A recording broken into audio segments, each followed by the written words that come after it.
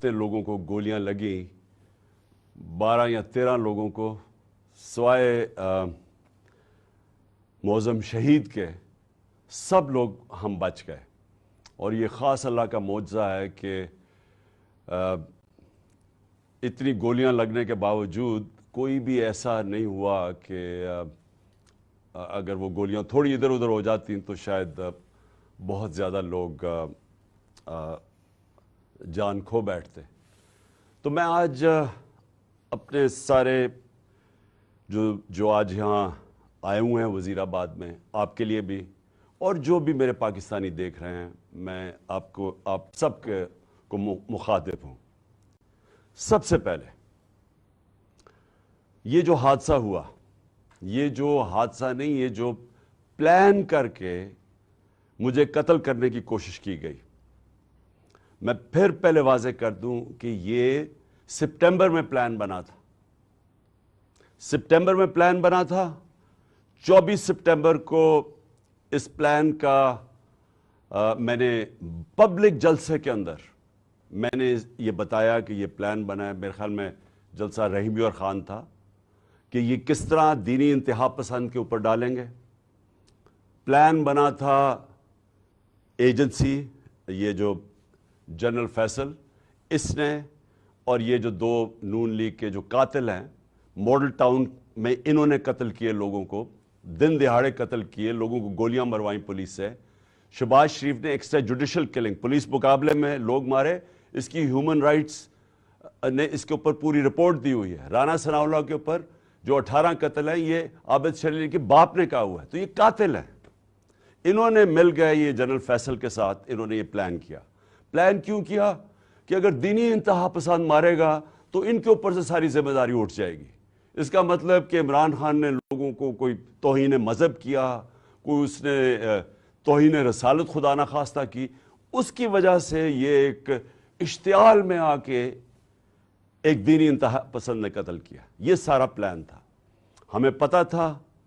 میں نے 2 جلسوں میں پبلک کو بتایا کہ یہ پلان بنا رہے ہیں، اور یہ پلان پھر وزیر آباد میں سامنے آیا.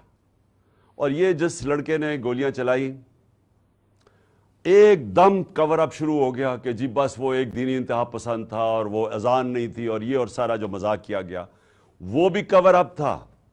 پیچھے یہ بیٹھے ہوئے تھے جو پورے کنٹرول کر رہے تھے کہ نیریٹو کیا ہوگا. اور پھر جب یہ ہمیں پتا تھا، کیونکہ مجھے تو پتا تھا کہ پہلے ایک دم ادھر سے گولیاں آئیں پھر دوسری طرف سے آئیں. یہ بھی کہا گیا کہ نہیں جی یہ تو صرف ایک، اور وہ کہتا ہے اگر کسی کو شک ہونا چاہیے تو وہ جب خود کہتا ہے کہ جی میں اکیلے نے کیا ہے، تو ادھر سے بھی پتہ چل جانا چاہیے کہ پیچھے سے اس کو طوطے کو پڑھایا جا رہا تھا. اور اب جب فورینزک ہوا ہے اس کنٹینر کا تو واضح ہو گیا کہ 2 مختلف قسم کی گولیاں استعمال ہوئی، یعنی 2 شوٹر تھے. تو جو سارا ان کا پلان بنا ہوا تھا کہ سلمان تاثیر کا قتل ہوا، دینی انتہا پسند نے کیا، وہ سارا وہ ختم ہو گیا. اب دوسری چیز کہ آج میں خاص طور پہ ایک تو ابتسام کو، جو ماشاءاللہ ایک ہیرو ہے، کیونکہ میں نے جب اس کی فوٹیج دیکھی کہ ایک عام آدمی دیکھ رہا بندوق اس کے ہاتھ میں ہے اور اس کے باوجود وہ پکڑ رہا ہے. میں تو پہلے اس کو سلام کرنا چاہتا ہوں کہ ہمارے نوجوانوں میں اس طرح کا جذبہ ہے. یعنی ایسے ہمارے نوجوان ہیں جو کہ اپنی جان خطرے میں ڈال کے اور وہ بچانے کی کوشش کر رہے تھے. اور میں تو اس کو اب میں کیا کہوں گے، شکر ہے. میں تو اس کی والدہ کا بھی شکریہ ادا کیا کہ آپ نے ایسے اپنے بیٹے کو تربیت کی ہے. دوسرا جو سب سے بڑی ٹریجڈی تھی وہ معظم شہید کی تھی، اور وہ ہم سب سے دیکھی نہیں گئی وہ تصویریں کہ 3 بچے اس کے بیٹھے ہوئے ہیں اور باپ کو جگانے کی کوشش کر رہے ہیں. اور میں پھر سے کہہ رہا ہوں کہ ہم انشاءاللہ پوری ذمہ داری ان بچوں کی ساری زندگی تک لیں گے. اب میں اپنی ساری قوم سے جو 2-3 آج باتیں کرنا چاہتا ہوں. پہلے تو یہ، اب ہماری مارچ رکے گی نہیں. ہماری حقیقی آزادی کی جو تحریک ہے وہ رکے گی نہیں، وہ انشاءاللہ اور زور پکڑے گی. کیونکہ یہ جو اس کے بعد ہوا، میں اب میرے ذہن میں کوئی شک نہیں کہ جب تک اس ملک کے اندر ہم انصاف نہیں لے کے آئیں گے، ہم حقیقی طور پہ آزاد نہیں ہوں گے. اور ہم حقیقی طور پہ جب تک آزاد نہیں ہوں گے، یہ ملک میں خوشحالی نہیں آنے لگی. یہ اگر کسی کا خیال ہے کہ جنگل کا قانون ہو اور ملک خوشحال ہو جائے، خواب کے اندر تو ایسے ہو سکتا ہے، یا لوگ خواب دکھا سکتے ہیں، لیکن جو دنیا کا معاشرہ ترقی کرتا ہے وہاں سب سے پہلے انصاف قائم کرتا ہے. میرے نبی صلی اللہ علیہ وسلم نے مدینہ میں سب سے پہلے عدل اور انصاف قائم کیا، پھر اس کے بعد خوشحالی آئی. عدل اور انصاف انسانوں کو آزاد کرتا ہے، طاقتور کو قانون کے نیچے لے کے آتا ہے. اور کیا ہوا اس کے بعد؟ جو مجھے پتا ہے، یہ میجر جنرل فیصل اس کے پیچھے تھا.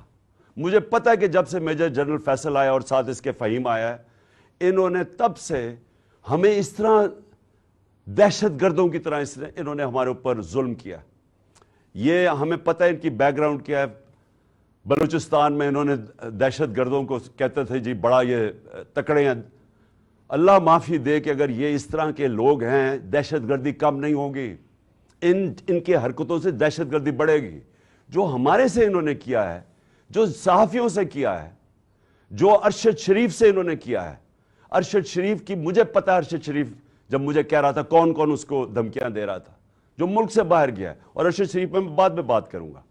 اس سے پہلے اعظم سواتی سے جو انہوں نے کیا، یہ جب سے یہ آیا ہے میجر جنرل فیصل، تب سے صحافیوں کو، سوشل میڈیا کو، ٹی وی چینلز کو دھمکیاں کہ جی عمران خان کی پروجیکشن نہیں کرنی.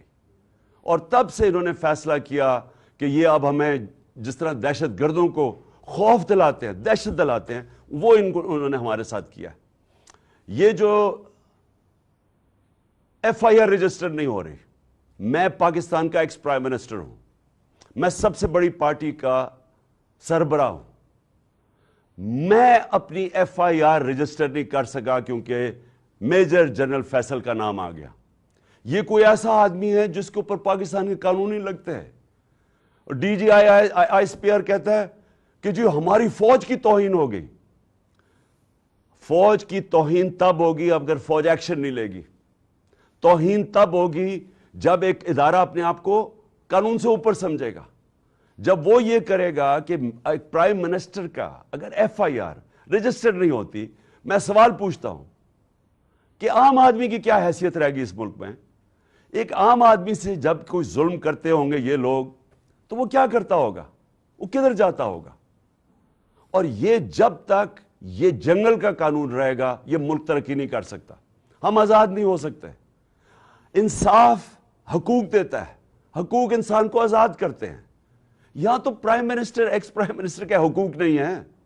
میں ایف آئی آر رجسٹر نہیں کر سکتا اس میجر جنرل فیصل پہ، ان کے اوپر نہیں کر سکتا. یہ جو پرائم منسٹر اور یہ جنہوں نے، میں پھر سے کہوں، ماڈل ٹاؤن میں دن دہاڑے لوگوں کو قتل کیا تھا، جن کی ایکسٹرا جوڈیشل کلنگ کی کہانیاں ہیں، اگر ان کے اوپر ہم نہیں کر سکتے تو فائدہ کیا؟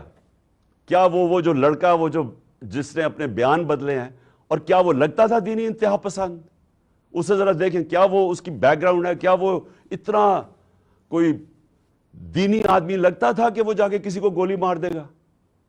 اور اس کو جس طرح طوطے کی طرح پڑھایا گیا ہے، سبق پڑھائے گئے ہیں. اور پھر جیسے ہی پتا چلا، اور جو ہم نے تو اوپر سے ہمارے گولیاں گزری ہیں، کہ جیسے ہی واضح ہو گیا کہ دوسرا شوٹر تھا، اس کا مطلب یہ جو سارا پروگرام بنایا ہوا تھا سپٹمبر میں کہ دینی انتہا پسند عمران کو قتل کرے گا کیونکہ اس نے توہین کر دی، وہ سارا ختم ہو گیا. اور میں اس لیے سپریم کورٹ کے چیف جسٹس کو آج مخاطب کرنا چاہتا ہوں. دیکھیں سر، آپ کی بہت بڑی ذمہ داری ہے آج پاکستان پہ. قوم آپ کی طرف اب دیکھ رہی ہے. قوم یہ دیکھ رہی ہے کہ پاکستان کا ex prime minister first information report اپنی درج نہیں کروا سکتا، جو اس کا حق ہے. انویسٹیگیشن ہو، اس کے بعد پتا چل جائے کہ کیا جی جو ٹھیک ہے یا نہیں. میں اپنے سارے، جو مجھے پورا پتا ہے کہ یہ پلان کب سے بنا، کیسے بنا، وہ ویڈیو کس نے نکالی، کس ایجنسی نے وہ ویڈیو نکالی, کون سے ایجنسی کے ساتھ یہ جو وقار ستی ہے اس نے اس کو اٹھایا, پھر کس طرح وہ پی ٹی وی نے 4 دن چلائی. اب پی ٹی وی 4 دن اس طرح کی چلا رہا ہے ویڈیو اشتعال دینے کے لیے اور پلان کرنے کے لیے کہ جب یہ قتل کریں گے تو کہیں گے جی تو اس نے بڑی توہین کر دی مذہب کی. اور اس کے بعد یہ جو نون لیگ کی یہ جو وہ دونوں مریم دونوں جھوٹی, اور پھر یہ جو جاوید لطیف, انہوں نے جو پریس کانفرنس کرتے ہیں, میں تب سے لگا ہوا ہوں کہنے کہ ان کا پلان بنا ہوا تھا کچھ اور. ان کو کوئی دین سے تعلق نہیں ہے. چوروں کو دین سے تعلق نہیں ہوتا, چوروں کو صرف چوری بچانے سے تعلق ہوتا ہے.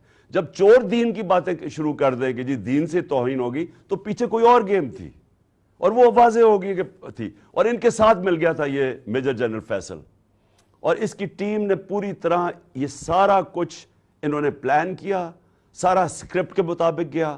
اور اللہ کا کرم ہے, زندگی موت جس کے ہاتھ میں ہے, وہ کہتا ہے کہ ایک پلان انسان بناتا ہے اور ایک میں بناتا ہوں. اس نے بچا لیا. اور میں چیف جسٹس چاہتا ہوں صاحب کہ آپ اس کے اوپر ایکشن لیں. قوم آپ کی طرف دیکھ رہی ہے. یہاں شہباز گل کے اوپر کسٹوڈیل ٹارچر ہوئی جب سے یہ فیصل آیا ہے, اور وہ شہباز گل اس کا نام لیتا ہے. اس کے نیچے لوگوں نے کی, کچھ نہیں ہوا. یہاں اعظم سواتی سے جو کسٹوڈیل ٹارچر ہوئی, اس سے جو کیا, ساری دنیا میں بدنامی ہوئی پاکستان کی, کوئی سو موٹو ایکشن نہیں لیا گیا.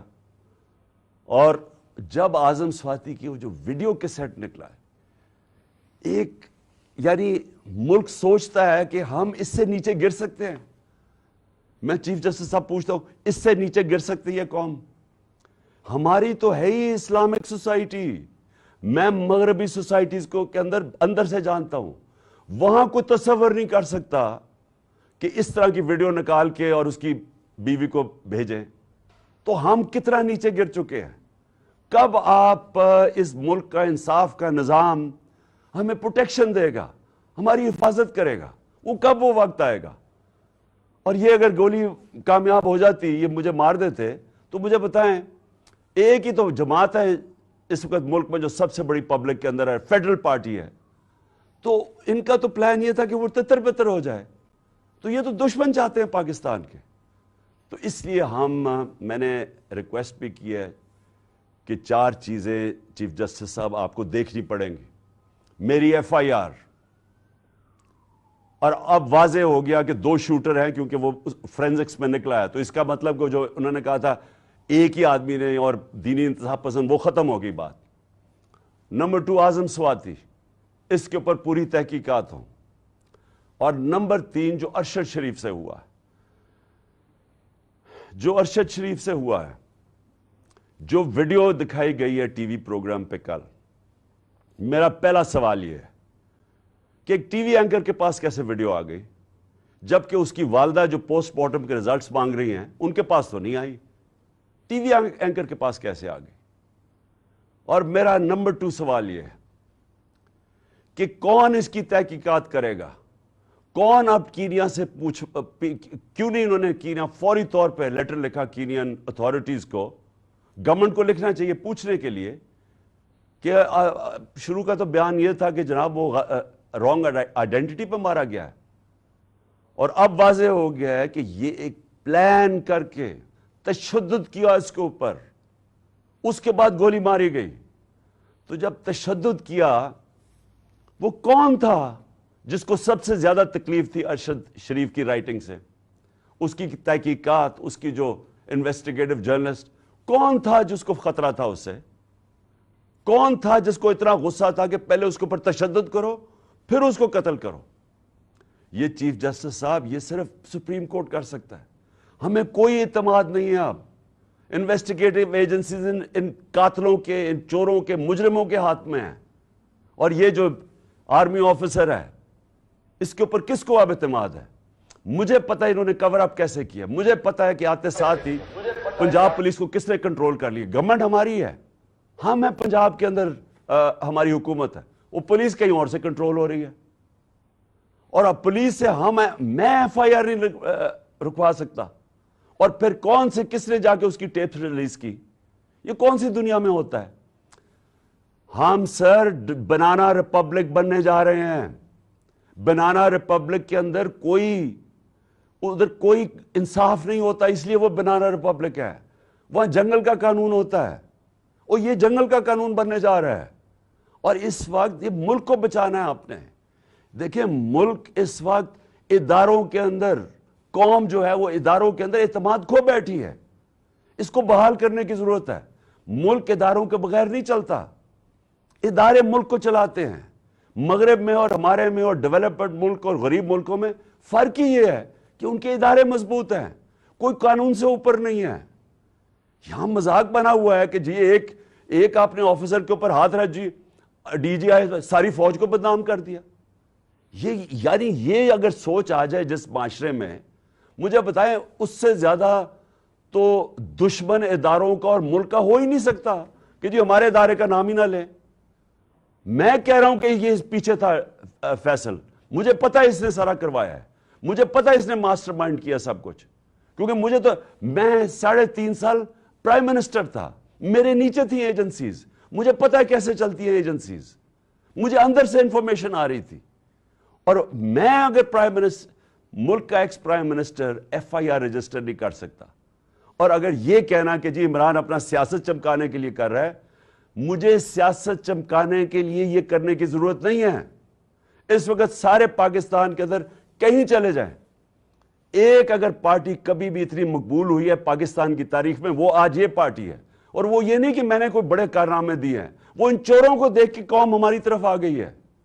اور اسی لیے ہمیں ضرورت نہیں پڑی کہ کسی کے اوپر الزام لگائیں تاکہ میری سیاست اوپر چلی جائے.